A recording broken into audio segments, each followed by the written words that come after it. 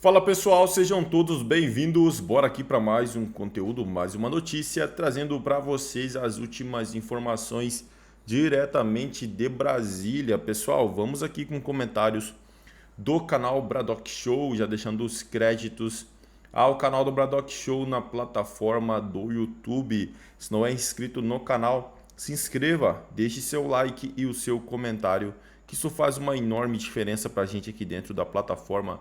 E não se esqueçam, pessoal, de ativar o sininho das notificações para ficar por dentro de tudo que acontece no meio político. Agora, bora pro conteúdo.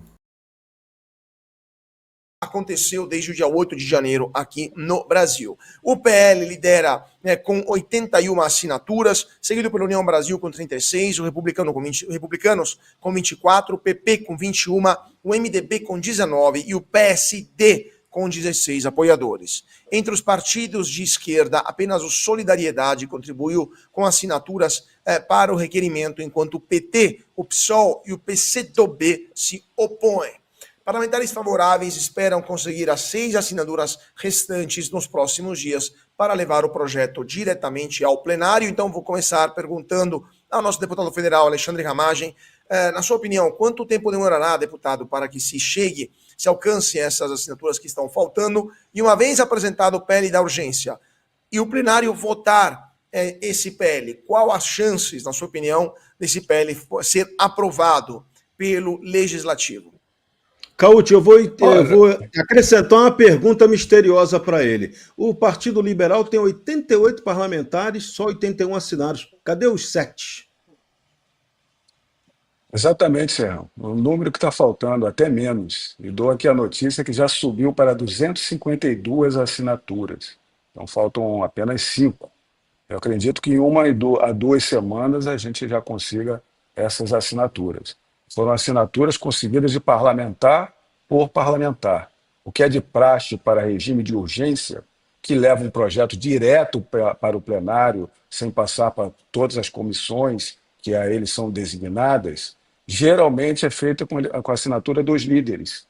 Uma assinatura de líder já representa toda a bancada. Então o processo foi mais moroso, com mais dificuldade, mas demonstra que por parlamentar, a gente está conseguindo esse número de assinaturas da direita, do centro e até partidos de centro-esquerda. Isso só aconteceu em razão da comoção que a gente já vem demonstrando, né? De todas as injustiças, das altíssimas condenas, crimes gravíssimos, penas altíssimas, desproporcionais, sem individualização das condutas devidas. O caso da Débora, do Batão, foi bem emblemático e simbólico para furar aquela bolha. E a bolha não da bolha apenas da direita, uma bolha de conhecimento geral das pessoas que viram que realmente o que está fazendo do judiciário, das leis brasileiras, do não atendimento, é um absurdo. Então a gente acredita que em 2 semanas já deva ter, no máximo, essas assinaturas, e aí começa um novo momento, porque é o mesmo número de votos para aprovação, mas a arena é distinta, e aí vai para plenário. A gente sabe que haverá aquela interferência dos partidos de governo, né, da esquerda, e, infelizmente, a interferência política não devida do STF. Mas nós acreditamos que nós vamos ter essa aprovação, que possa se manter o relator, Rodrigo Valadares, que com muita técnica analisou todos os projetos de anistia, que um deles, inclusive, é meu. Após a CPMI do 8 de janeiro, a gente produziu um relatório e produziu o projeto de lei da anistia. Então, nós acreditamos que nós vamos conseguir, gradualmente, essa grande conquista que auxilia a pacificação, a harmonia e acabar com essas injustiças claras que nós estamos vendo.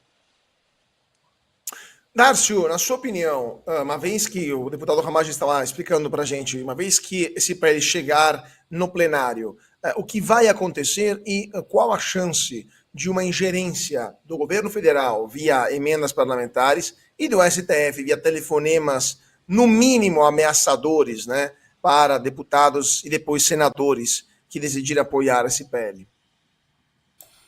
Emendas que mais tarde poderão ser cassadas por um ministro do Supremo?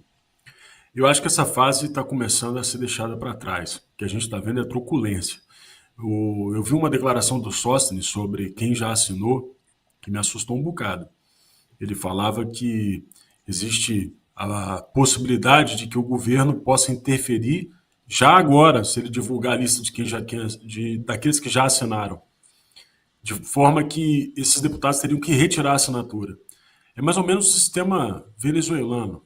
Ou seja, os deputados não podem exibir os seus nomes. Os deputados não podem aparecer como pessoas que assinariam, porque senão o governo já iria interferir agora. Então, essa eventual ingerência, pelo menos do executivo, já começou. E, em certa medida, do STF também. Os recados estão sendo dados. O Hugo Mota voltou absolutamente diferente depois da reunião que ele teve com o ministro do STF. Portanto, essa pressão já está no ar. A gente já está sentindo ela acontecer. O que não é normal.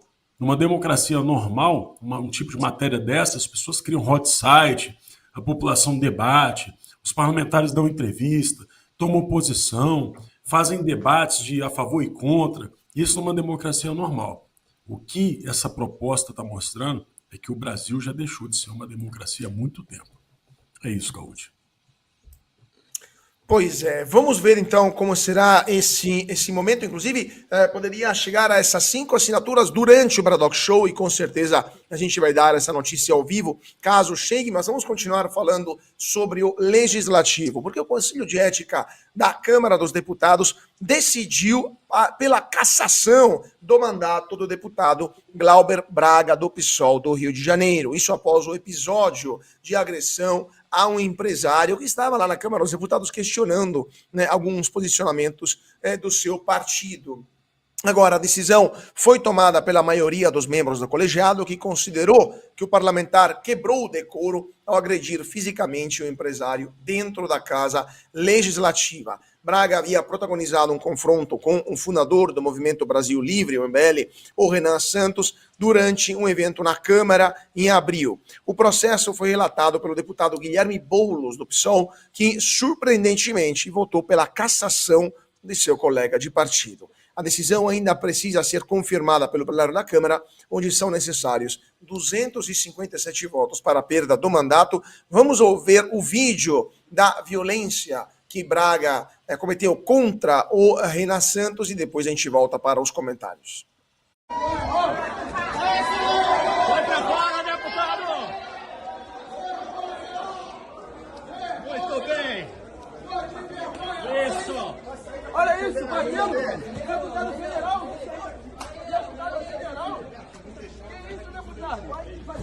E amanhã tá... Traço do pedido de cassação do Glauber, ele tem a espectre bolsonarista, né, a BIM bolsonarista atrás, não, simplesmente é o chutão que o marido deu para uma pessoa que estava na casa do povo, como é o parlamento brasileiro. Darcio, primeiramente, na sua opinião, greve de fome com isotônico e ouvindo NX0 e um sofá e um colchão de alto nível, me parece mais uma férias no apartamento do Leblon, mais do que um ato de resistência passiva, né? E na sua opinião, esse comportamento da Sâmia Bonfim transpare algum tipo de, vamos dizer assim, tendência ideológica clara, né? A questão de vitimizar sempre os agressores, tudo é perseguição política. Sua opinião sobre esse fato? Primeiro, assim, como mudaram as revoluções, né? Antigamente o jovem militante enfrentava a baioneta, o fuzil, e hoje o sujeito grita que vai fazer uma greve de fome, vai tomar água de coco e isotônico. Dá um pouco de vergonha ali, mas as atividades no Congresso já acabaram, né? Afinal de contas, agora só depois da Páscoa. Eu quero ver o que ele vai fazer, porque o palanque que ele montou esvaziou. Com relação à opinião da Sâmia, ela está buscando uma saída, né, digna para a situação em que o Glauber se encontra. Vamos lá. O Glauber, há muito tempo, é um parlamentar problema. Não é segredo para ninguém que isso poderia acontecer com ele. Para surpresa de todos, eu vou fazer o apontamento e serei contra a sua cassação e explico. O Glauber há muito tempo vem causando problemas na relação com vários parlamentares de diversos matizes e tendências e, certa feita, ele afrontou a mesa da Câmara. E ali ficou muito claro que numa próxima oportunidade que Glauber errasse, ele provavelmente teria sérios problemas. E aí agora vem a minha posição. Olha, o Washington Quaquar, do PT, deu um tapa na cara de um parlamentar do Republicanos em plenário. Eu tenho 46 anos e nunca tinha visto isso na vida. Por que ele não foi cassado? Essa é a pergunta. Virou prefeito de Maricá. Pois bem, a gente já viu a situação do Janones. Por que ele não foi cassado? O Instituto da Cassação é algo muito sério e não pode ser relativizado. Esse poder é um poder soberano do povo. E só o povo deveria ter o poder de cassar um parlamentar. Nem mesmo a Justiça Eleitoral deveria ter esse poder. Um deputado deveria ser cassado caso impedido de exercer a sua função por conta de algum crime que ele praticou. Crime hediondo, crime, enfim, que tire ele de circulação, portanto, que impeça que ele continue o seu trabalho parlamentar. Foi o caso, por exemplo, da Flor de Lis. Agora, caçar um parlamentar por opiniões, caçar um parlamentar por um excesso, como foi o caso do Glauber, eu acho que é demais. Sim, o PSOL sempre está pedindo a cassação de parlamentares. Mas é claro, eles não prezam a democracia, não respeitam a opinião pública, não respeitam o povo, muito menos essa soberania que o povo tem. Eles são isso mesmo, né? Criem corvos e eles arrancarão seus olhos. Está acontecendo, né? Agora, nós, conservadores, temos que pensar no que a gente pode estar produzindo. Não é bom que se casse o mandato de um parlamentar dessa forma, porque essa semana, por exemplo, pediram a cassação do Gilvan, porque ele falou que queria que o Lula morresse, né? Algo que ninguém no Brasil quer, obviamente, mas ele disse isso, e por conta disso estão pedindo o mandato dele. Não. Esse mandato não pertence ao Gilvan, esse mandato não pertence ao Glauber, esses mandatos não pertencem a nenhum deles. Esses mandatos pertencem ao povo brasileiro e é bom que a gente firme posição contra esse tipo de possibilidade por conta de opinião, eventual situação de excesso, como foi o caso do Glauber, que pode sim passar uns bons meses sem receber salário, numa boa suspensão. Essa é a minha opinião, coach.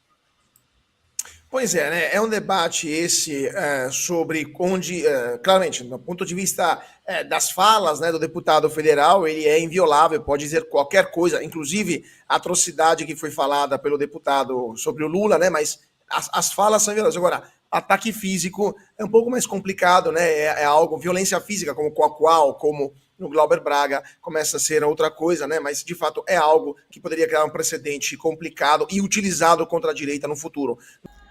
É isso aí, pessoal, e vamos aqui para mais uma notícia. Prefeito de Sorocaba vira alvo da PF dias após anunciar pré-candidatura à presidência. Aliado do ex-presidente Jair Bolsonaro, Rodrigo Manga, usou as redes sociais nesta semana para externar pretensões de disputar o Planalto em 2026. A Polícia Federal deflagrou na manhã desta quinta-feira a Operação Cópia e Cola, que investiga um suposto esquema de desvio de recursos públicos destinados à área da saúde. Entre os alvos da ação está o prefeito de Sorocaba, Rodrigo Manga, do Republicanos, que recentemente anunciou sua pré-candidatura à presidência da República. Segundo informações apuradas pelo Conexão Política, agentes federais cumprem mandado de busca e apreensão na residência de Manga, em Sorocaba. O Correio entrou em contato com a assessoria do prefeito e aguarda posicionamento oficial.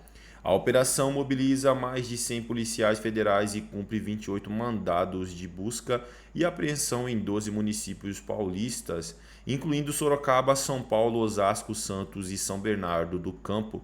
Um mandado também é cumprido em Vitória da Conquista, na Bahia. A Justiça Federal autorizou sequestros de bens e valores que podem somar até 20 milhões. A decisão inclui ainda a proibição de que a organização social investigada firme novos contratos com órgãos públicos.